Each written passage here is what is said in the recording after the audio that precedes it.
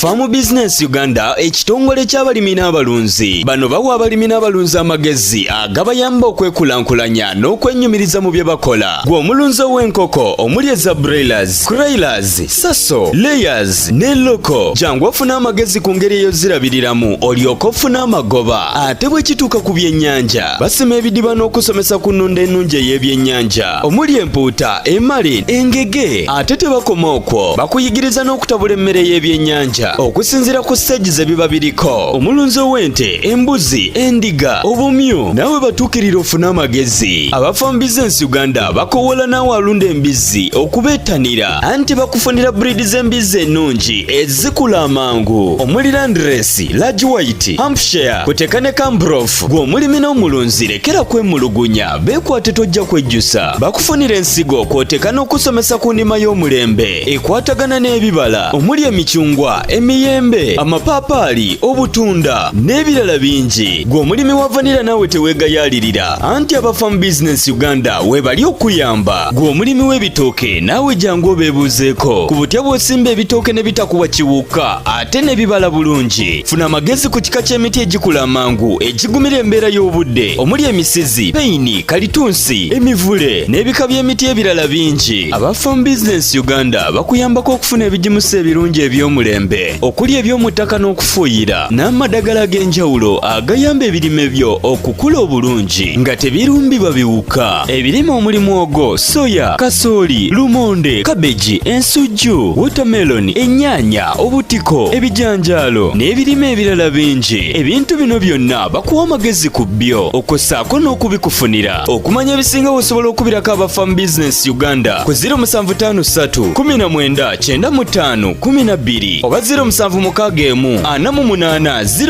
0004. Osobola n'obafunira ku WhatsApp ku 0752 83 84 89. Farm Business Uganda, farmer to farmer, mulimi ku mulimi.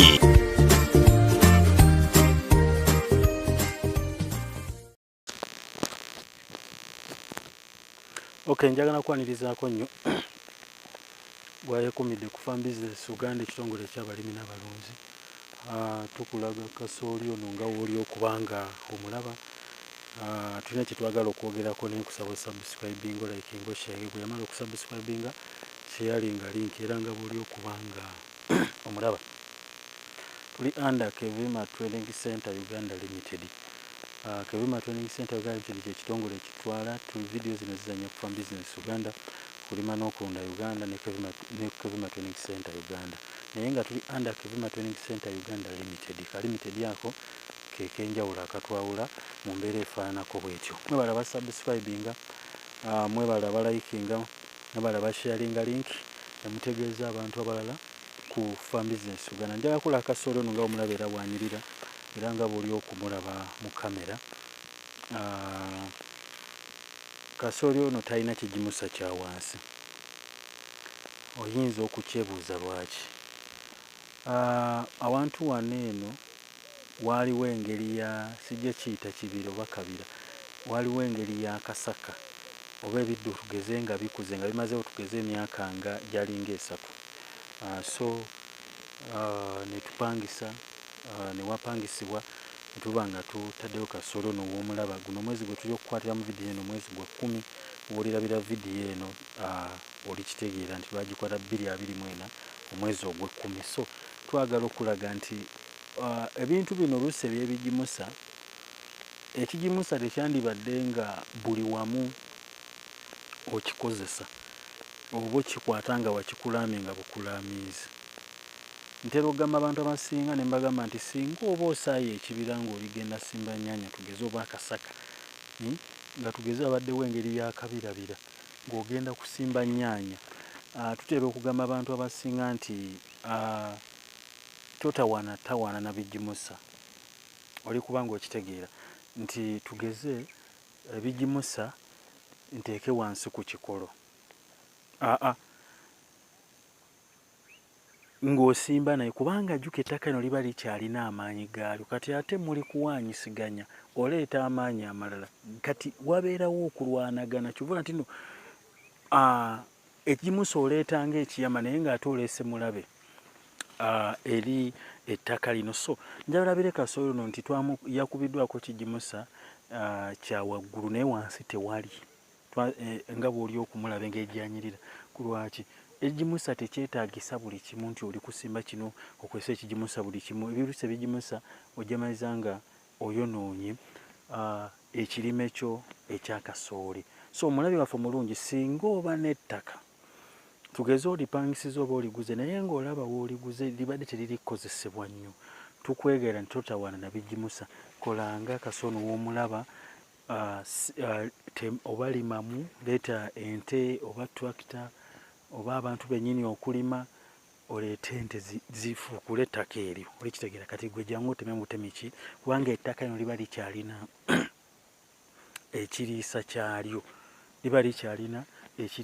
nga bw'oli okulaba ennimiro ndowooza oli kubanga ogiraba oligyetegereza ogirabe. Endowooza zino ziri eka 3 za kasooli, oli kubanga okitegeera.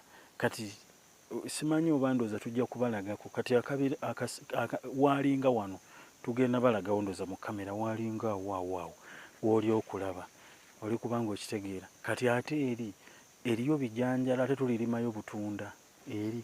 Kati wano ziringa kolomu naye nga tupangisa bupangisa, liva eri ku kkubo ne likoona ate ku kkubo. Kati kaneeno ke katuli wakati ako nako twagala keddiza kano. So waalinga wano kati ettaka liba likyakumya obugimu.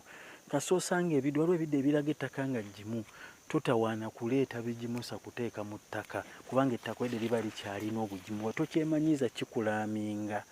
Kino si kulaaminga nti buli wensimba kasooli ntekeko ebigimusa. Ono talina kigimusa kya wansi naye ndowooza oli kubanga omulaba. Yenna eka 3 kuva eri wansi okutuuka eri waggulu nga bw'oziraba. Kamera n'egyetakola ki n'egyetatuuka. So kyenjagala okulaga nti twewala okukozesa ebigimusa mu buli kimu, buli kyoyagala okukola. So ffe wano twaleeta ebigimusa bya makoola bisijja kugamba ebiwuka.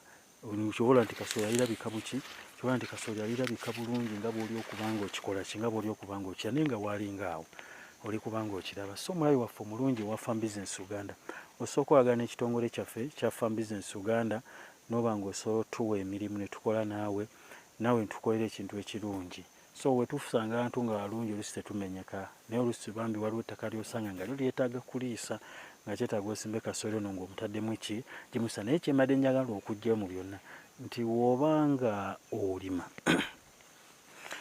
n'osanga abantu b'oli okukozesa nga abadde tewakozesebwa amazewo emyaka obanga 2 nga wali awo, teweetaaga bigimusa bya mu ttaka. Teweetaaga, ettaka eryo liba lyalekebwawo kati ne liba nga lyekoledde abasirikale bano ab'omu ttaka abali obugimu nga bumaze okukolebwa. Kati teweetaaga kuleeta bigimusa bikolerere kuteeka mu ttaka. Ogenda ate kwongera lyonoona ne kasooli obutamugjamu nga bw'osande obugimu busukka obungi, oli kubanga okitegeera. So ndowooza oli kubanga olaba kasooli ono engeri gy'afaananamu, ndowooza oli kukiraba. So kyenjagala okulaga ate ekirala nti tosimba mpeke emu, kola empeke 2 oba kale 2 oba 3 kubanga wano nga bw'oli okulaba ono waffe, nga bw'oli okulaba kasooli nti amabanga g'oli kubanga ogalaba mpeke 2 mpeke 3 bw'olaba emu kitegeeza nti emu eyinza okuba nga aba enkufu zaagibojja obanga sijjaga nti eyamera, ziyinza oba enkufu oba emmese nga zaagisima kuba tulina akasaka ako k'oli okubanga olaba. So ndi kusaba nti kyenjagadde okujja nti si buli kimu nti olina kukozesa bigimusa mu mbeera efaanako bwetyo. So nekyatulwanira nnyo okubanga tukozesa ebigimusa bino byaffe ebiri oganiki, ebigimusa by'osobola okukozesa mu nnimiro yo naye gwe kennyini n'olaba nga ekituufu ennimiro yange ekoze ki, ennimiro yange evuddeyo. Gwe wa Farm Business Uganda bintu tubikuwa obitegeere. Era kati nga walaba akasaka ke tugenda okulaga, tugenda tema ka vidiyo tukakuteeremu, bakakuteeremu abaana bano, naye nga bw'olaba akasaka ako bwe kali ako bwe kali, bw'osanga ennimiro yo ng'eringa eyo topaaluukira nnyo mu bigimusa. Nedda, ogenda kwonoona. Kati awo obugimu obuli awo ne woba oleese ennyaanya awo n'ogireeta mpozi okugizaako obuzza, naye awo totaana simba nnyaanya nga otadde kigimusa mu ttaka oba ogenda gyonoona. Wano amaanyi bagaleseewo emyaka 3 nga wali awo, oli kubanga okitegeera. Ate ebidde ebyo bikonzikonzi nga wobiraba, ebidde waliwo ebidde ebikulaga nti abantu b'oli okukozesa waliwo bukayuukiyuuki oba bukapangapanga awantu awo wafaanana we wati wakulaga nti bw'oli ogenda okukozesa bwantu wa mulembe. So eka 3 kuva eri wansi paka ku kkubo eka ziri ezi naye kasooli yenna bw'ati. Kati muneeno yes muneeno ziri eka ziri fuuti ziri fuuti meka ziri fuuti wa 10 mu mekano mu bugazi oli kuba ng'okitegeera mu mbeera efaanako bwete. So ekimadde njagala okulaga gwe bafu Farm Business Uganda tesubirwamu nti ebigimusa yebikola wano twazizzaako buzza kyakubikoola kubanga wansi amaanyi gakyaliwo ate ne tuzawo sizoni endala sizoni eri eddako ey'omwaka ogujja kitegeeza wa ettaka lyaba ndowooza n'ebiddo olibiraba wakulaga nti wakyalina amaanyi kati ebisolo bwe mubiyigira ne mumala ente oba tractor nemala neddamu nebivuugula ebisoolisoli bino nga babisaaye neddamu nevuugula ate ng'oddamu oyisaamu era oyinza obutabanja kigimusa kirala ebyo tubikugamba kakati. So teweemanyiiza nnyo nti olowooze nti no abalimisa ebigimusa bye bafunamu sinti buli kimu kigimusa waliwo awamu ebitakola wano ffe twakikozesa oba ano si kyekiriwo naye kasooli naye ngejjanyiramu lwakuba nekira nti akasana kamera eyinza okulaga nga akasana naye kasooli ali green ndowooza olimulaba lwakuba kati layiti eno ey'omusana guyinza okulaga nga ebimyukiridde naye ndowooza naba tuze muwe mubisiikirize ojja laba nti kasooli yenna ali green anyirira mu mbeera efaanako bwe. Nkusaba osubscribinge likinga sharinga linki tegeezaako abantu abala ku Farm Business Uganda. Logo ya kitooke na mutwe gwante bw'oba tosubscribinga nga subscribinga gwe yasubscribinga twagala okwebaza ku sharinga na ku likinga twagala okubebaza mwenna abatufudde namba n'abatwagala mujja ne mutwebaza olw'amagezi naye tumutuwadde bizinesi twagala okubebaza naye ng'osobola otuwa bizinesi mu mbeera efaananako bwetyo. Twagala okukoma ano naye nga tuli under Kevima Training Center Uganda Limited. Mweraba.